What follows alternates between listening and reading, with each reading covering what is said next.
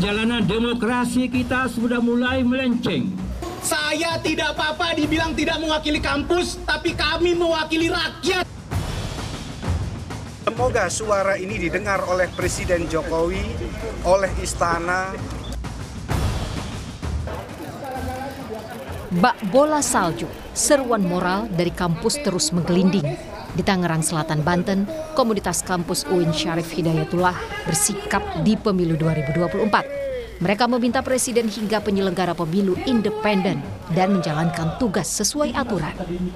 Kalau hasil pemilu nanti ada pihak yang tidak menerima hasilnya karena tidak percaya pada penyelenggara pemilu, tidak percaya pada MK yang bisa memutus kata akhir dalam pemilu, maka berbahayalah negara kita ini. Di Surabaya, Jawa Timur, keluarga besar alumni dan mahasiswa Universitas Airlangga Surabaya mengecam praktik pelemahan demokrasi dan pelenggangan politik kekeluargaan.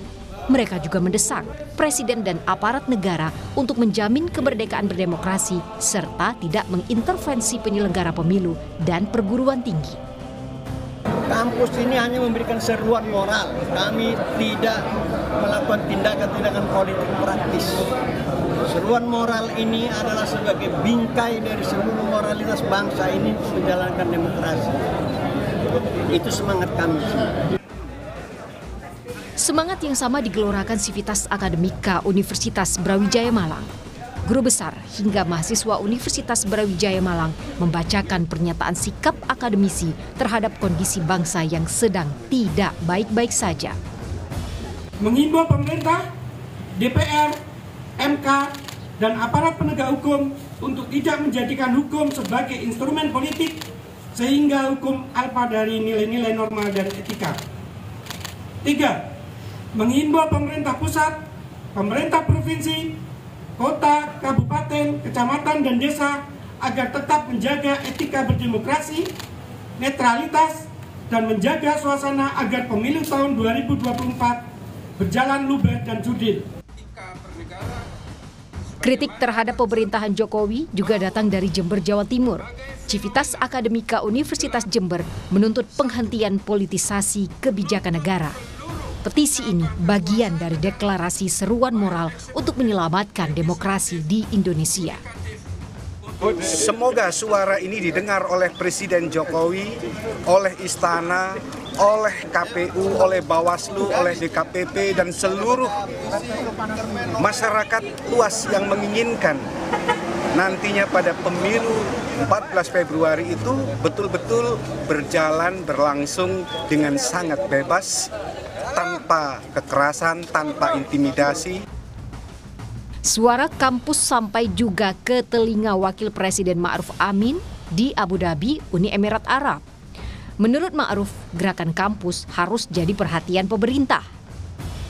Mengenai pernyataan-pernyataan dari berbagai universitas besar, saya kira itu bagian dari dinamika politik yang tentu harus diperhatikan. Dinamika politik apapun ya pemerintah harus memperhatikan. Artinya mengevaluasi dan mengambil langkah-langkah berikutnya seperti apa. Dan mudah-mudahan saja hanya sampai di pernyataan. Ya, jadi sehingga sudah bisa kita atasi ya, sehingga tidak menimbulkan hal-hal yang lebih jauh. Seperti pernyataan Wakil Presiden, gerakan moral dari balik tembok institusi pendidikan memang tak bisa dianggap angin lalu. Masifnya petisi mungkin bisa jadi pertanda demokrasi sedang tidak baik-baik saja. Tim Liputan, Kompas TV.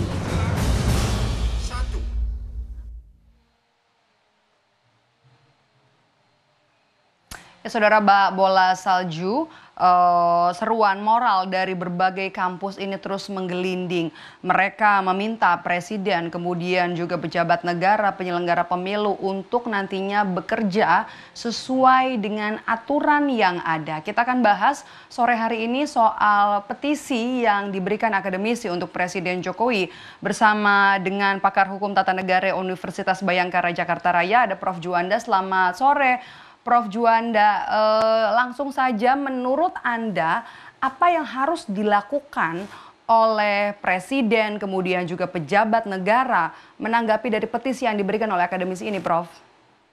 Ya, terima kasih. Selamat sore para pemirsa sekalian. Pertama, yang perlu disampaikan dalam melihat kondisi begitu berkembangnya petisi di hampir seluruh kampus, baik negeri, swasta, besar, kecil, menengah, itu adalah merupakan sebuah gerakan moral cinta terhadap Presiden, terus sebagai implikasi dan implementasi dari konsep dan prinsip negara hukum yang demokratis.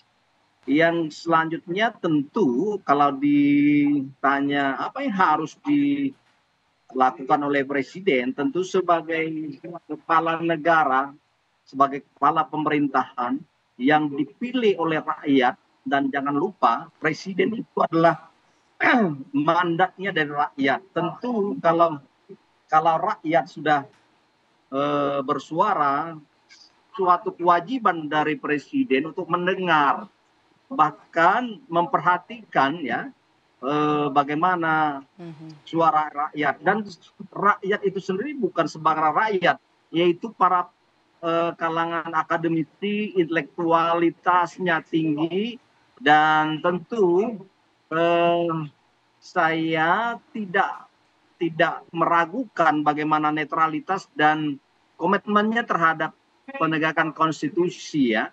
Nah, oleh karena itu sekarang ini jangan diabaikan suara-suara rakyat itu ya, sehingga itulah sebagai presiden yang bagus dan presiden rakyat. Saya kira harus diperhatikan dan harus menjadi catatan besar dalam kerangka membangun negara konstitusi dan negara demokrasi dalam pemilu sekarang ini.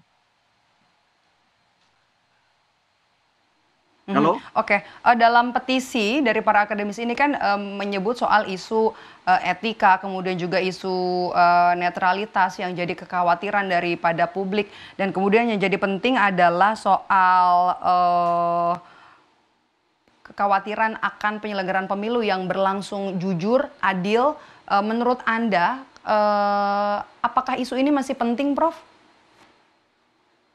Iya, tentu kan ini yang sebuah kepedulian ya, sehingga jangan sampai dikhawatirkan Presiden, karena begini, di samping memang itu merupakan sebuah pesan dan amanah konstitusi untuk supaya bagaimana setiap orang sebenarnya memiliki hak untuk berpendapat, mengeluarkan pendapat secara tertulis maupun lisan, juga menyatakan pendapat dalam hal pernyataan politik, supaya Presiden itu adalah tidak memihak, tidak cenderung kepada salah satu pasangan.